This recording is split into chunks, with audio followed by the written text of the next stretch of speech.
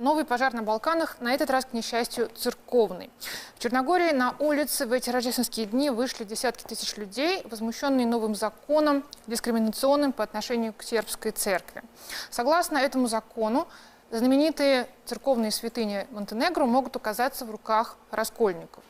Что же мы видим сегодня в Черногории? Ждет ли тамошнюю православную общину повторение украинского сценария? Или это что-то свое, специфическое с Украиной? Связывать черногорские события нам сегодня не следует. Вячеслав Владимирович, вам такое сравнение напрашивалось в последние дни? Сравнивал бы скорее уже с Абхазией тогда. Тоже националистический режим, правда, дружественный России и даже вообще не способный без России существовать, но тоже создающий свою церковь. И вот буквально давеча выражавший надежду на то, что РПЦ помучается, но православную церковь Абхазии ее независимость признает. То есть это, в общем-то, общее место для всех националистических режимов. То есть каждый из них хочет иметь свое государство, свою нацию, свой язык и свою церковь. Значит, поэтому, ну да, Украина тоже находится в этом ряду, но их там много. Черногорская православная церковь ведь много лет уже существует, как такая структура раскольническая, да, непризнаваемая сообществом православных церквей. И тем не менее, именно сейчас, фактически в конце 2019 года, вдруг активизировался этот процесс. Борис Игоревич, вы, как свободный гражданин свободной страны, что по этому поводу думаете? Ну, в силу своих давних отношений с бывшей Югославией, куда Черногория входила, я не очень свободен в своих высказываниях, очень много ответственности. Вот. И, понимаете, раскалывают, регион, да, раскалывают и бывшую Югославию, и каждую республику в отдельности давно. Сейчас нам Македония там на очереди. Вообще все, что происходит в Черногории, надо понимать, что это маленькая страна, которой легко управлять, со своей историей и традициями. Там очень сильна клановая такая зависимость. А клан Джукановичей очень сильно, он 30 лет у власти фактически. Это президент Черногории. Да, это президент Черногории, да, против которого было уголовное дело в Италии, потом прокурора уволили, дело закрыли. 2 журналистов, которые писали о его контрабандных делах, убили. В общем, там дело такое серьезное. Они власть не упустят. Для того, чтобы сохранить власть, он пошел на сговор. На сговор с, скажем так, даже не европейскими, а американскими покровителями, потому что американцы давили на итальянцев, чтобы дело это закрыть. Это вот подоплека, там сигаретные дела и так далее. Поэтому он будет делать то, что от него требуют. От него требует вхождения в ЕС, от него требует натовской политики, что и имеет место быть. Поэтому нужно дорасколоть черногорское общество. После падения, скажем так, социалистической Югославии, там была такая социалистическая мафия, которую Джуканович, как тогда он был коммунистом, до этого был, скажем так, комсомольцем югославским, это вот оттуда. Атеист абсолютный по убеждениям, поэтому все равно. А скажите, я совсем не знаю ничего про его образ, про его поведение, он атеист демонстративный? Да, он демонстративный. Он даже не прикрывается православной оболочкой? Нет, он не прикрывается. Он просто говорит, нам нужна, вот как Христос сказал, нам нужна своя церковь. Это абсолютно националистический режим. И там еще внутри есть такие, ну, скажем так, горные черногорцы, есть равнинные, есть коммунистические, есть там монархические, там еще и четники были. Они во время войны между собой воевали, кровище пролилось немерено. Но, вот коллеги потом скажут, история Черногорской церкви с точки зрения репрессий титовских, это еще один фон, на котором все это происходит. Говоря о Черногорской церкви, мы все-таки имеем в виду сербскую церковь и ее присутствие на территории Черногории. Другой там никогда не могло быть. Чтобы просто нам в терминах не путаться. Мы еще по святыням поговорим. Там, Просто то, что сегодня называется формально Черногорская православная церковь, мы берем в кавычки это название, потому что в этом случае мы имеем в виду Черногорско-Приморской митрополии во главе с митрополитом как митрополии сербской православной церкви. То есть это вот именно к сербской церкви относящаяся. Про Джукановича еще вопрос, вообще вот про власть, нынешнюю политическую элиту в Черногории. Насколько я понимаю, там очень сильно существует разрыв между властью и народом. То есть вот большое отторжение властных элит нынешних этих клановых, да, группировок со стороны общества. И, в общем, такая ситуация, ну, не знаю, предреволюционная или как-то вот очень неспокойная. Николай, расскажите нам, пожалуйста, про то, как там на самом деле обстоят дела. Прежде всего, надо сказать, что о политике лучше, чтобы говорили вот политики, корреспонденты, которые, конечно, и сведущие в этом деле, которые там непосредственно и были, знают, какая там обстановка. Также, во-первых, бы хотел сказать, что по благословению епископа Моравицкого Антония, представителя патриарха сербского при патриархе московском и всей Руси Кирилле, имею место оказаться здесь, поскольку в данный момент являюсь представителем сербской церкви Московской духовной академии. И, конечно, невзирая на то, что наша деятельность в основном относится на богословие и на религиозные факторы, тут нельзя, конечно, не учесть тот момент насчет обстановки в самой Черногории. То есть вы правильно сказали, заметили, можно в какой-то мере найти параллель и с положением в Украине, но также, вот, как сказал Борис Игоревич насчет положения нынешнего там, что власть в данный момент весьма аутократская, она занимает такие жесткие позиции и не... Авторитарная власть, да? Авторитарная, да, и не даст никому помешать в ее стремлениях сохранить свою власть. Вы упомянули, что народ от этой власти в какой-то мере отделен. То есть мы можем много об этом говорить, но наглядные примеры, которые каждый день нам присылают средства массовой информации из Черногории, нам дают понять, что народ еще летом, когда вообще этот закон... 19-го года, вот этим последним летом, да, вы Да, имеете в виду? этим последним летом, когда сам закон еще был в фазе подготовки, то есть там был предлог этого законодательства. Это, давайте мы уточним, закон о свободе вероисповедания и убеждений, правовом положении религиозных общин. Да, вот, чтобы... кстати, с этого все и началось. Да, с этого как раз бунт и начался. Протест со стороны народа из-за этого и начался. Чем закон грозит? Он грозит тем, что фактически у нынешнего Черногорско-Приморской митрополии будут отобраны ее святыни с точки зрения юридического правообладания, да, потому что... исторические святыни. Да. То есть, вот... де-факто национализированы.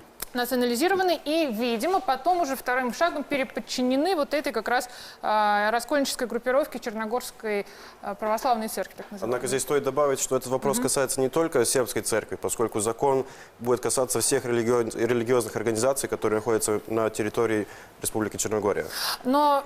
Тем не менее, мы говорим прежде всего о православных, и именно они сегодня бунтуют там на улицах, потому что сколько сегодня в Черногории православных процентов? Там подавляющее большинство, ведь, Там да? подавляющее большинство, они тоже показывают свое недовольство. То есть сейчас протест, может быть, будет слишком такое сильное слово, если посмотреть даже обстановку, потому что, как сказали, в Абхазии, там, где на востоке тоже происходят эти мероприятия. По темпераменту очень схожи черногорцы и абхазцы. Может быть, схожи, но сами эти протесты в какой-то мере являются свободным проявлением своих прав, как уже вначале и сказали. Свое недовольство показывают путем молитвы и молебнов детей, которые проходят по многим городам, не только в Черногории, но и в Сербии. Ну да, там все-таки до бурных, то есть там были какие-то отдельные, да, вот разовые локальные стычки с полицией, но каких-то крупных таких вот больших Были, это как раз когда начались все эти проблемы, там еще 25-26 декабря там были самые такие бурные стычки, но со стороны правоохранительных органов, которые даже в один момент, сейчас преднамеренно, непреднамеренно, но факт есть, что епископ Мефодий, он тоже пострадал. Его даже избили там, да. Да, избили. То есть при всем мирном желании провести протесты, правоохранительные органы пользуются своей властью, данной от такой власти, которая пытается сохранить свое положение всеми любыми способами. Здесь, когда про власть говорят, нужно немножко добавить, всегда вызывает недоумение. Ну как же так? Вот он так себя нагло ведет. Он, понятно, что контрабандист, да, этот человек. Он с коммунистическим прошлым. Тем не менее, он победил на выборах. Вопрос, как? И вот здесь возникают те самые разговоры о политтехнологиях, которые там применялись. Во-первых, на границе был запрещен въезд черногорцам, которые работают в Сербии. Сербам, которые живут там. Там были проблемы. Наоборот, его главный электорат – это албанцы и значит, черногорцы, которые другого вероисповедания, которые живут там в других специальных областях. Но это значительный процент. Они голосовали 100%, плюс там еще были подтасовки. И вот тот раскол в черногорском обществе, который идет еще чуть ли не с Первой мировой войны, вот он сыграл. И там 1%, 1-2%. Раскол этнический получается там, ну, конечно, да, который да. в Черногорске. Если мы говорим про этническую составляющую, насколько я понимаю, вот вся история с этой черногорской нелегальной православной в кавычках церковью, она тоже националистическая по своей сути. Потому Да. что вообще люди, которые живут в Черногории, да, уроженцы Черногории, нынешние черногорцы, они все-таки себя считают, ну, в общем, частью сербского этноса, да, то есть Не совсем, вот тут нюансы. В начале 20 века по переписи населения 95% населения, которое там жило, называло себя сербами. Черногории, на территории Монтенегро. Безотносительно своего вероисповедания и так далее. Но в течение всего 20 века велась работа по формированию этого, значит, черногорского этноса. Ну, приблизительно то же самое, что и на Украине, в общем-то, и в других там каких-то областях.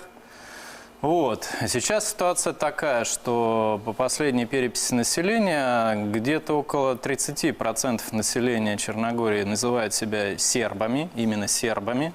Вот. Около 30% мы отнесем к албанцам и мусульманам. Ну, албанцы – это вообще отдельный этнос, мусульмане – это славяне, те же самые черногорцы и сербы, которые приняли ислам. Вот. И остальное, это вот сколько у нас получается, где-то 30-40%, это люди, которые называют себя черногорцами. Но при этом они, когда у них спрашивают, на каком вы языке разговариваете, то здесь картина получается опять другая. 70% говорит, что на сербском. Какой у вас родной язык? Сербский. Вот, собственно говоря, какая сейчас ситуация. Вот. Но интересно, что вот в этих протестах против этой несправедливости происходящей, по сути дела, объединились, и это все отмечают, объединились и люди, которые себя считают сербами, и люди, которые говорят, я черногорец вообще там до мозга костей, но именно на защиту святынь встали, в общем-то, все они. Вот. Но здесь, конечно, такая смесь, так же, как на Украине. Тут разные интересы. Тут есть и национальные, и религиозные, в общем, и все это замешано. Джуканович хочет одного, он бы отстал от церкви. И от этой Черногорско-Приморской митрополии, от всех этих сербских епархий. Кстати, у нас есть ошибка одна в нашей вообще российской позиции и прессе. У нас почему-то считают, что Черногорско-Приморская митрополия – это то же самое, что Киевская митрополия. Совершенно нет. Никакой автономии она не имеет ни по какому уставу. Это обычная епархия. Вот это важно уточнить. Да, да, и этих епархий там вообще-то 4. Там 4 епархии.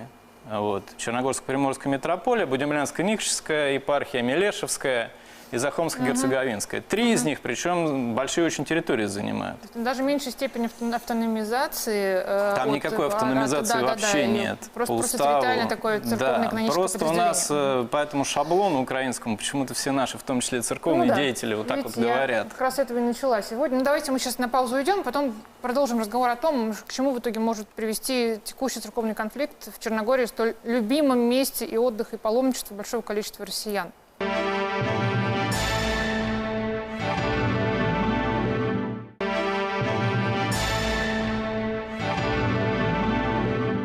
Протесты православных черногорцев вокруг передела церковной собственности не могут оставить нас равнодушными, потому что и Черногория, и Сербия – это места очень любимые многими русскими православными людьми.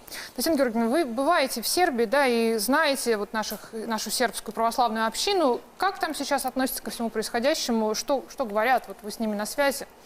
Ну, вчера я разговаривала, человек, который родился в Черногории, живет в Сербии и в курсе многих событий, потому что это очень образованный, известнейший человек, он сказал о том, что сейчас поднялись все, даже те, кто себя считали черногорцами, они как бы несколько другого плана. Независимыми такими, да, как бы, да. Сейчас они объединились все, возмущение идет огромное со всех сторон. Эти люди объединились, понимаете, это волнует всех, так же, как и нас, это волнует русских людей. Я могу только привести пример, что мы вот в прошлом году были в Сербии, в Белграде. У нас были выступления в театре и в Русском доме. Меня поразили, например, такие сведения по поводу того, что когда у нас были примерно похожие события в России, революционные, когда наша белая миграция по всему миру рассеялась, и наших людей, любых чинов не принимали, они там генералы-таксистами еле устраивались, то Сербия единственная страна, которая приняла русских в том числе и генералов, и других военных, в их чинах, каких они были. Им были предоставлены эти чины, даже оружие. И король подарил землю в Белграде для русских.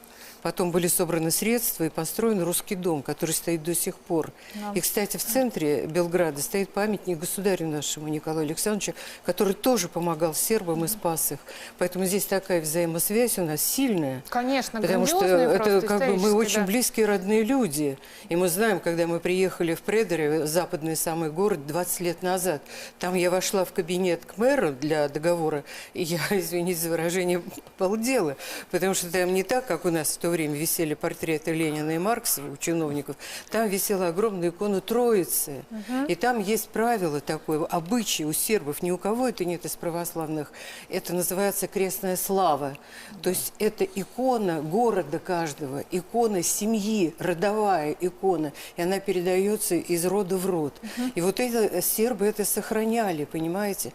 И, конечно, нам это дорого. Любой раскол, это мы знаем, что к чему это ведет, к бедам это приводит. Вы знаете, мы часто говорим, что вот мы, ну, вот такая, да, вот славянская семья, там, братья, Балканы, русские, православные, вот общее единство. Мне кажется, все-таки с сербами это наиболее сильно сегодня ощущается. К другим народам возникают вопросы, а вот с сербами это очень сильно чувствуется сегодня. Кафедральный собор Святого Саввы в Белграде сегодня восстанавливается при помощи России. Алексей, по вашим наблюдениям, вот как сегодня в Сербии, вы в Белграде, да, работаете, относится к Черногории? Расскажите, пожалуйста. Да. Я очень часто бываю на Балканах, и у меня есть такое хобби преподавать русский язык как иностранный. И часто меня зовут, в том числе в Белград, в церковь Вознесения Господня, там есть замечательные преподаватели, Иван Видович, другие. И вот я хочу вам сказать, что по большому счету сегодняшние события важно рассматривать не только с точки зрения действия черногорского государства. Эти действия очевидны. А с точки зрения реакции народа. И эта реакция имеет глубочайшие исторические корни. В свое время царь Лазарь произнес свой Косовский завет, который известен каждому сербу. «Земальское замалено царство, а небеско увеки до века». Что значит, что земное царство временно, оно на миг, а небесное царство, оно на века. И этот код, он внутри каждого серба, и они от этого никогда не откажутся. И надо сказать, что многие неприятели сербского народа искренне веками не удумевают, почему небольшой народ в центре Европы так охраняет свои ценности в ущерб собственному уровню жизни, собственной безопасности. А если отходить от таких вот высокопарных рассуждений, я могу сказать чисто практически, как люди к этому относятся, потому что, готовясь к передаче, я связался со всеми возможными вот своими контактами там.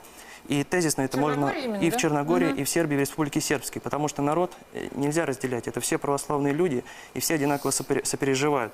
И тезисно это можно выразить следующим образом. Сербы смотрят на черногорцев в Сербии как на сербов. И единственным препятствием для этого сегодня являлась именно сербская православная церковь. Именно поэтому она вот таким образом жестоко атакована. Потому что если сербов в Черногории отлучить от этой церкви и создать для них вот эту так называемую черногорскую церковь, это значит, что они потеряют со временем свою духовную идентичность. А этого они допустить не могут, и поэтому они борются.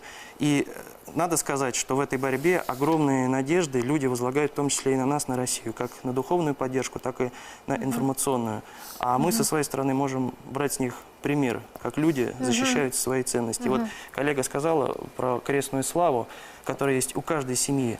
И надо сказать, что когда был период коммунизма в Союзной Республике Югославия, в Социалистической Республике Югославия, то многие перестали ходить в храмы и праздновать славу. Но дальнейшие тяжелые испытания людей вернули к этому. Сегодня, и они боятся это потерять. Расскажите, пожалуйста, сегодня действительно православие является частью идентичности вот, черногорцев, да, ну, людей, которые там живут. Это, ну, это реально выражаемая вера или это просто номинальный там, крест на груди, покрестили младенца, покумились там с половиной этой самой прибрежной, значит, там, деревни?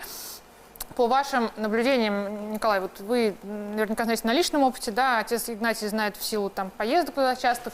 Насколько это действительно вот часть жизни повседневной людей, которые там живут? Вот если бы эта, так сказать, практика была какой-то не повседневной частью культуры народа, который там проживает, я думаю, вряд ли бы все они вместе объединились. Вот как тоже и сказали, и в Сербии, и в Черногории, и в Республике Сербской, и везде, где сербы сегодня пребывают, они бы все не сплотились в защиту и в помощь своим собратьям, которые в данный момент претерпевают такие несправедливые, даже, можно сказать, в какой-то мере репрессии со стороны правительствующего режима, который там в данный момент руководит всем этим процессом. Отец Игнатий, а вы что добавите? Что касается Черногории, я скажу, что просто все эти святыни, которые сейчас у них хотят отнять, они просто кровью за это платили на протяжении многих веков. И это настолько глубоко для них, что там какая-то своя, конечно, религиозность, может быть, отличная от России.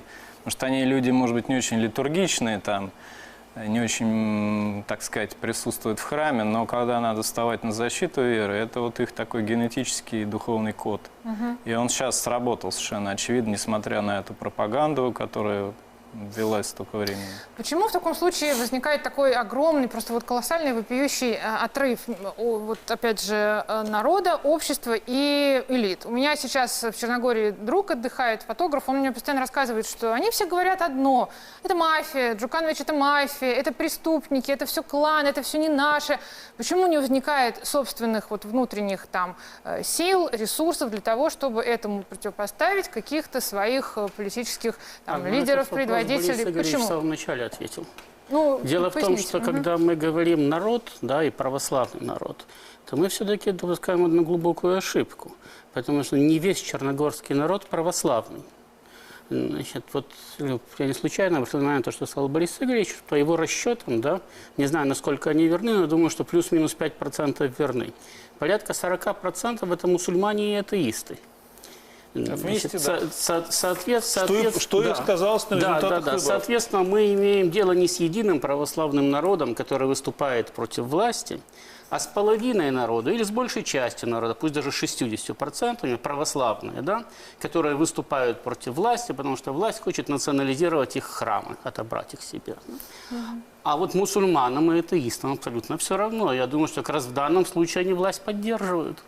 Значит, и на них-то как раз власть и опирается. Потому что если бы 100% народа было бы против, никакая бы власть бы не удержалась просто. 100% никогда не бывает, понимаете, такой это идеальный Ну хорошо, случай. если было бы 80% народа против, он бы стоял бы на улицах, никакая бы власть не удержалась. Но выборы были в 2018 году. У Джукановича достаточно такая стабильная. Конечно. Более того, Джуканович ведь свою политику, ну, скажем, политику вступления в НАТО, там, интеграции в ЕС и далее, он проводил через референдум, не просто через голосование, и он получал определенную поддержку определенной части общества. И с этим приходится считаться. То есть мы имеем дело с расколом общества. Мы поэтому и говорим, что эта ситуация опасна, она может привести к гражданским столкновениям и так далее.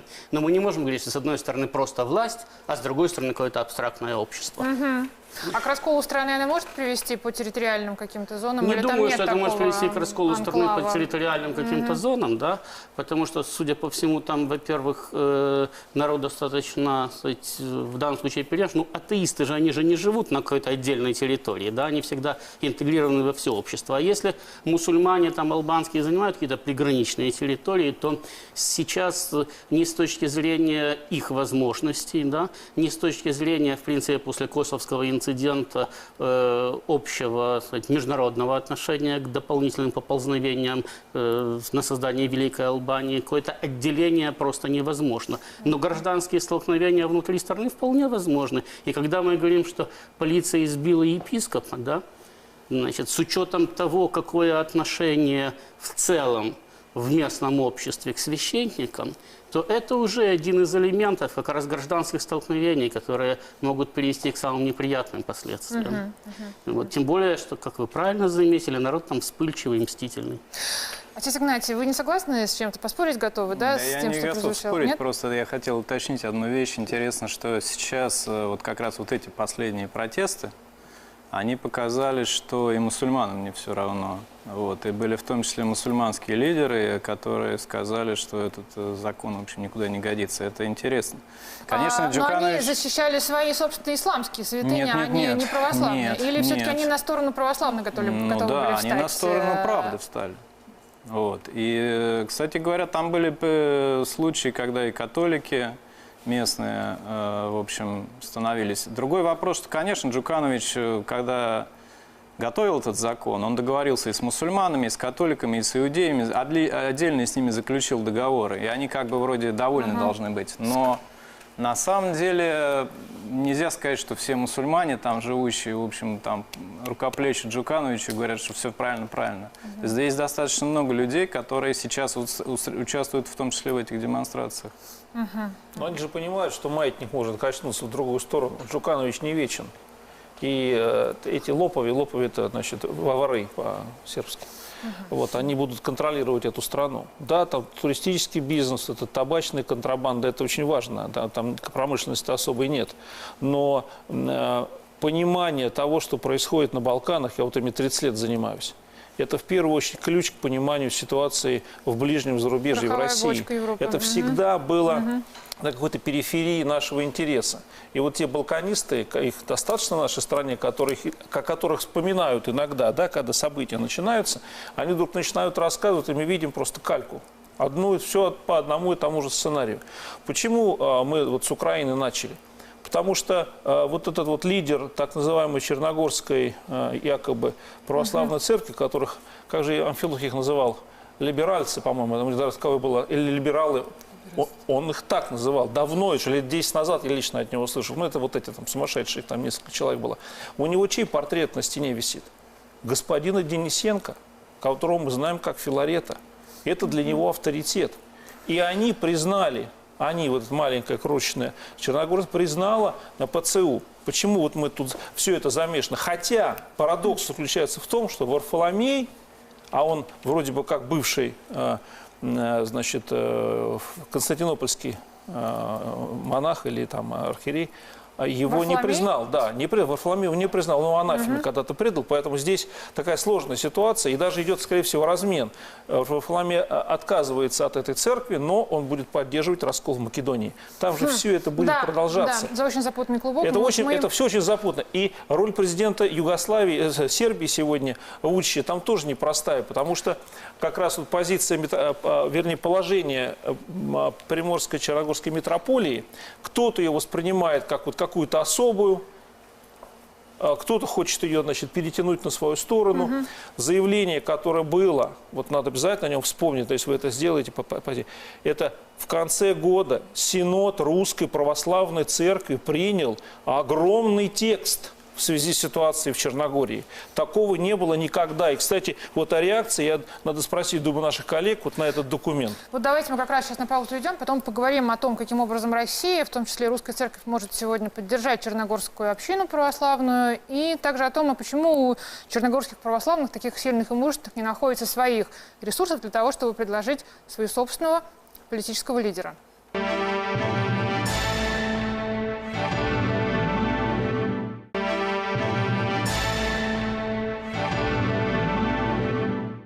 Уже который день мы наблюдаем за церковными протестами в Черногории, за возражением православной общины против попыток властей национализировать православные святыни Черногорской земли. Можно ли говорить о том, что во всех этих событиях решающую роль играет исключительно внешний фактор, и что эта страна полностью находится под западным влиянием? Очередной американский посол по свободе религиозных исповеданий туда приехал, навел порядок. В общем, повторяющиеся сценарии Украина, Греция и прочее, что вот это полностью такая подотчетная, подвластная сегодня внешним силам ситуации. Борис Игоревич, по-вашему, вот вы много лет занимаетесь изучением региона, так ли это? Подконтрольно, это мягко сказано. Просто они распоряжаются этим как своими вассалами. Я еще говорю, Джуканович – это абсолютно марионетка. И связано это с деньгами. И будущим этой семьи, которая контролирует самая богатая семья Черногории сегодня. Вот. А то, что внешний фактор, ну да, вы правильно цепочку всю предложили, Греция в том числе. И там очень много целей, вот начиная от того, что базу НАТО там сделать, это уж я утрирую, да, и кончая противопоставить сербов, которые живут там и называют себя сербами, черногорцами, которые называют себя черногорцами. Устроить там свалку, и пусть они разбираются сколько угодно и делят свои святыни. Завтра они их национализируют, потом будут продавать еще, вот увидите, или пытаться продать обратно за деньги. Кстати, святыни-то еще и нам принадлежат. Это же десница Иоанна Крестителя, частицы древа Господня, даже мальтийские святыни, которые были переданы Павлу, вдовствующая императрица вывезла их в Европу после революции, потом отдали их королю на содержание, потом они хранились в Югославии, потом их в банке держали. Связь, конечно, еще Филермскую икону не забывайте, Лукой написанную, ее просто не выставляют, она там хранится в специальном, я не знаю, сейчас выставили, может быть, нет. Да. Это наши русские святыни, и что, их потом выкупать или что с ними будет? Ну что, получается, у нас не будет скоро православной Черногории при таком сценарии, потому что просто никто ее не бывает. Нет, я про то, что никто ее не отстоит, не найдется сил для того, чтобы этим всем... В воскресенье каждый день крестные ходы будут. Это что значит? При этом управляют этим всем совершенно чужие, пришлые люди, а сами сербы, черногорцы не в состоянии, оказываются... Если исходить из концепции, что всегда всем управляют чужие пришлые люди, то тогда, конечно. Но если они уже управляют, да, то как же их поломать? Значит, но дело в том, что чужие пришлые люди никогда не могут управлять, точно так же, как и свое правительство не может управлять, без опоры на какие-то местные силы. И, кстати, я не случайно говорил, что в данной ситуации, кстати, мало общего с Украиной. Потому что на Украине был конкретный обиженный Филарет, который не стал патриархом, и который поэтому создал церковь, а уже государство этим воспользовалось. А здесь мы видим как раз государственное первенство, когда государство старается создать церковь любой ценой. Значит, хотя в самой церкви практически раскольнические силы не просто слабые, а исчезающие малы. При том, что именно в Украинской православной церкви автокефалийское крыло всегда было очень сильным, даже помимо тех, которые ушли с Филаретом, даже тех, которые в УПЦ остались. Значит, то есть там сепаратистские тенденции всегда были сильные. И сейчас сильные даже. Вот.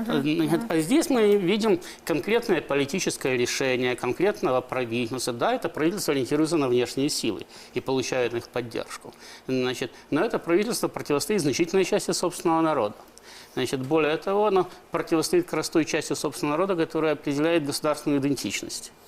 Значит, соответственно, в какой-то отдаленной перспективе, да, даже в среднесрочной, у него достаточно мало шансов победить, потому что именно внутри прихожан, да, и внутри самой церкви у него, по сути дела, нету серьезной точки опоры. Ему надо все это создавать заново с нуля, на пустом месте. И если, да, мы не ошибаемся, в всяком случае, наши коллеги, которые хорошо знают Балканы, не ошибаются и утверждают, что народ не просто очень религиозный, а очень предан своей вере. Да? В таком случае он останется преданным своей вере. Вы меня извините, у него отнимают не церковь, у него отнимают храмы. Храм можно построить рядом другой, а эти будут стоять пустыми в таком случае. И мы знаем ситуации, когда храмы отнимают, кстати, на Украине, и они стоят пустыми, а люди ходят молиться в другие храмы. Таким образом, веру и церковь у него не отнимут. Значит, отняв просто храмы. Поэтому, повторяю, если действительно мы не ошибаемся, и у значительной части народа Черногории, значит, есть и стремление сохранить свою православную веру, и намерение бороться за это, то они через какое-то время победят. Потому что, правильно, Джукановичи не вечны, Джукановичи приходят и уходят. И сигаретный бизнес тоже не вечен. Алексей, а вы как думаете? Вы знаете, я бы хотел... Вот недавно узнал вещь поразительную, хотел бы дополнить. Дело в том, что вот если посмотреть в историю, даже в период турецкой оккупации Балкан, это страшнейший был период, 500-летний, когда турки местами порой запрещали веру, когда насильно переводили в свою веру. Даже тогда черногорцев в Сербии называли чуть ли не сербской Спартой, потому что ввиду их удачного географического положения и, скажем так, нравственных характеристик, они сумели многие свои территории отстоять. А что касается сегодняшнего, то история, и самая недавняя история, 90-х годов показывает, что чем больше давления на сербский народ, на православных сербов, тем сильнее они объединяются. Это было и в 90-е годы, во время войны в Боснии, когда были введены санкции и продуктовый эмбарго. Это было и в период бомбардировок НАТО, когда 78 дней их бомбили в 99 году. И это и сейчас. И от своих друзей из Сербии и Республики Сербской я слышал неоднократно, что сегодня мы объединены более, чем когда-либо. И это об этом говорит молодежь. И это очень важно. Поэтому же тоже бомбили. Это же не надо забывать это. И поэтому я думаю, что со временем со временем, когда действительно пройдет там какой-то период, как коллега сказал, власть в Черногории не вечна, эта ситуация все-таки войдет в нормальное скажите, русло. пожалуйста, там при этом сейчас вообще пока нет какой-то фигуры, да, вот условно говоря, альтернативной, там, не знаю, лидера народного сопротивления, на которого можно было бы показать, вот, что вот это такой харизматичный, знаете, такой, не знаю, там, Робин Гуд от вот нации, который тут способен выйти, всех консолидировать, сбросить, в общем, получить поддержку России, опять же. Пока там нет такого, да, вот сегодня в общественном пространстве. Сила этого протеста в его стихийности. Потому что, когда есть Ну, конкретный лидер, с ним можно договориться, его можно нейтрализовать. Очень часто бывает такое, что стихийная волна, она выносит неожиданные кадры. Мы пока там не видим никого, да? Знаете, в Черногории есть старая традиция. Именно эта страна отличалась от всех европейских, что во главе государства иногда были местные митрополиты. Да. И авторитет владыки Амфилохия там, он непререкаем. Поэтому, конечно, что владыка скажет, то очень важно. И он, известен многим, да, и то, что он бесстрашный человек, и то, что он ездил в Косово, и сейчас ездит, ему там угрожали, и были разные ситуации. Там же был род князей митрополитов, как Негашей. Петр Негаш, да. Негаш, вот который да. на горе, там Ловчин гора у них, Да, это да, святыня, там его могила, конечно, это такая, вот у них считается важным очень местом. Уникальная такая ситуация. Но сегодня политический оппозиционный фронт Джукановичем при поддержке, извините, внешних сил разгромлен. А то, что Россия не смогла в свое время, используя определенные возможности, оказать там давление или мягкую силу и проиграла Черногорию, это да, надо признать. К сожалению, Сандер, надо готовы признать. это признать? Нет, я не могу признать. Я вспомнила о том, что мы были как раз в этот период, 2000 год, когда вот эти бомбежки после приехали. Там еще стояли вертолеты НАТО, и были Красный Крест, машины разъезжали, которые, в общем-то, оказывали такую, как соглядатые, наблюдательную позицию. То есть мы даем интервью, допустим, телевидению, тут же машины появляются и начинаются говорить, это они слушают. То есть эта работа давно началась. И сейчас что меня беспокоит? Вот я, кроме, так сказать, политической, церковной ситуации, культура. Вы понимаете, 20 лет прошло, мы приехали, молодежь уже русский не знает. Они все на английском говорят. Более того, раньше было по-другому, на русском раньше, легко да, вот можно было все-таки заговорить. Русский язык преподавался, То понимаете. есть соцлагерь ощущался еще, многие понимали тебя, понимаете. Югославия. А сейчас они мило относятся, они по-доброму относятся, но они сразу do you speak English, там вот это вот все идет. Вплоть до того, что в театрах обязывают делать переводы на английском. В прошлом году была на форуме в Питере. Простите, синхронные переводы спектаклей просто на английский Вот они, язык, не знаю, там подсрочные и так далее. Дальше приезжаю в Питер, где руководство там театра встречается в Великобритании, Израиль, ТРПР. Выходит руководитель, директор Сербского национального театра из Белграда. Такая красивая славянка. Она весь доклад делает на английском языке. Мне как-то так это горько стало, понимаете, все на своем, понимаете. Есть такое. Да, даже Израиль на русском говорила, она не на сербском. Понимаете, вот это вот внедрение, как бы, что такое язык? Мы же знаем, что это корни, что это национальное сознание людей. Вот оно меняется, значит, на это надо серьезно обратить внимание. То, что не может церковь, может культура сделать, понимаете, потому что мы приехали после того, как не поддержали их в бомбежке, они говорят, я печать ставлю, они говорят, это С-300, который вы не поставили нам, были очень напряжены. Но когда мы вот выступили, Театр Глаз, там пели песни русские, они расположились, они стали просто по-другому относиться. Значит, другой подход нужен, еще дополнительный. И когда патриарх Ириней на днях, как раз на площади, где Путин был, собралась огромная толпа, когда он приезжал, он на днях там выступал. И он сказал, что мы молимся за нашу церковь, что она останется единой, мы никому не дадим. Там дословно, может быть, вот коллеги процитируют, но огромное количество белградцев собралось в этот день. Это 14-го, это 1 января по новому стилю. Да, это новогодний молебен, который совместили с молебством. Да, вот это было на днях. Если все-таки у нас шансы взять реванш в ситуации Черногории, которую очень многие из нас сердечно любят, горячо любят, мы после паузы поговорим.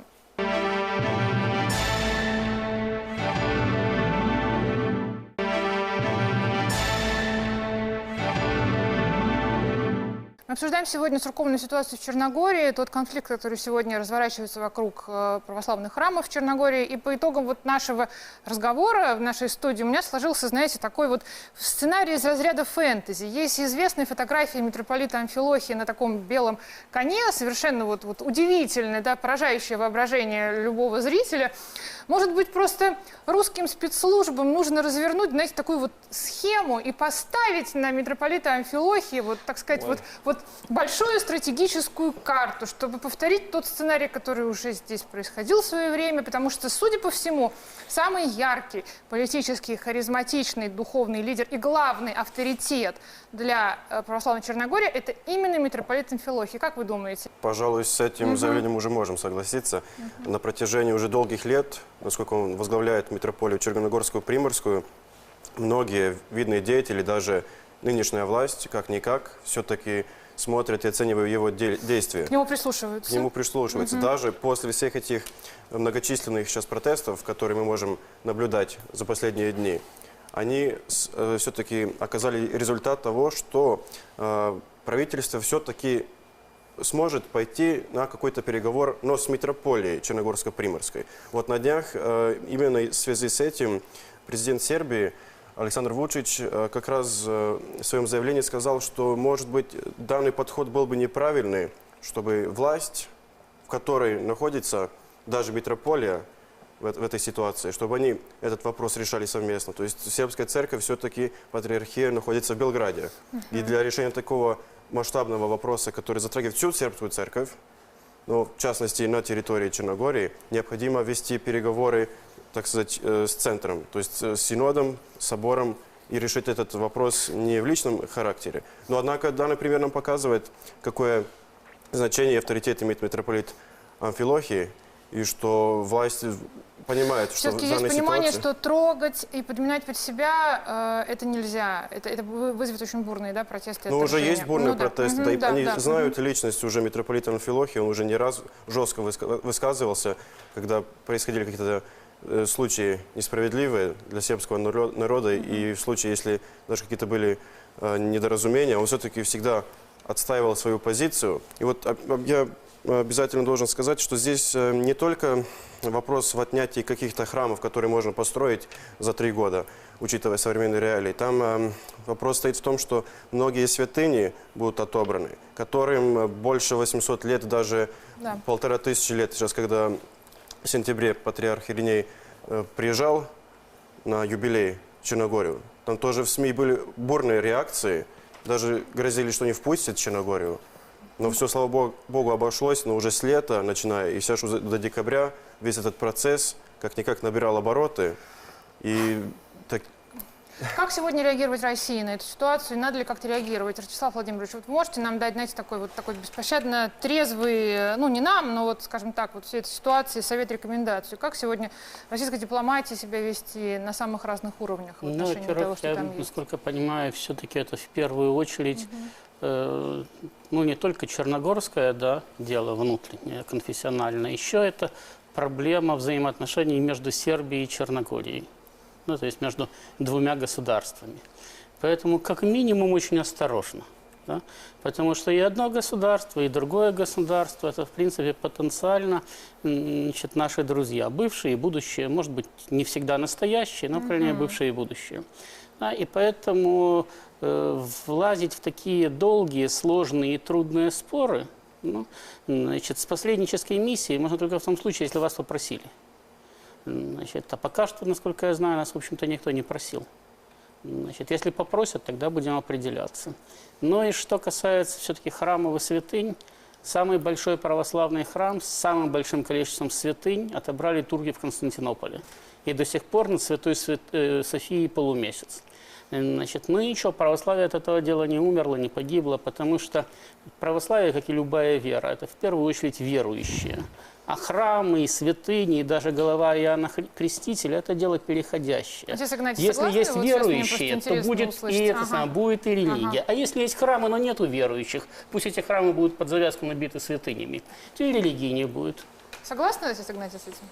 Ну, я отчасти согласен в том смысле, что, понимаете, такие искушения Господь посылает. Почему? Ну, потому что люди, собственно говоря, скажем, эти храмы не используют так, как нужно. Вот. На самом деле, я вот недавно давал комментарий один там в Сербии. Неожиданным образом его там везде разнесли. Но, понимаете, дело в чем, что если в кафедральном соборе не служится литургия каждый день, да, это ненормально. Это больная ситуация, правильно? Вот, ну, к сожалению, в реалиях сербской церкви такое можно встретить много где. И я думаю, что если сейчас православные черногорцы, сербы и все, кто там живет, сделают правильные выводы, то, конечно, в первую очередь они, как вот говорит коллега, они должны в первую очередь стать настоящими верующими людьми, понимаете, это важно. Потому что подняться один раз на протесты – это одно, а быть как бы настоящим учеником Христом – это немножко другое. И вот мне кажется, это самое важное. Есть у нашей церкви совершенно четкая позиция относительно того, что сегодня происходит с сербской церковью в Черногории. Борис Игоревич, вы можете нам вот, ну, просто самую суть этой позиции сейчас здесь интерпретировать? Да, главное, что в конце года в связи с тяжелой ситуацией Синод Русской Церкви провел экстренное заседание, причем в таком как бы интерактивном режиме, но был подписан вот этот вот документ. Это очень большой текст. Его подписал Кирилл, патриарх Московский, член Священного Синода. Весь его читать не буду, естественно.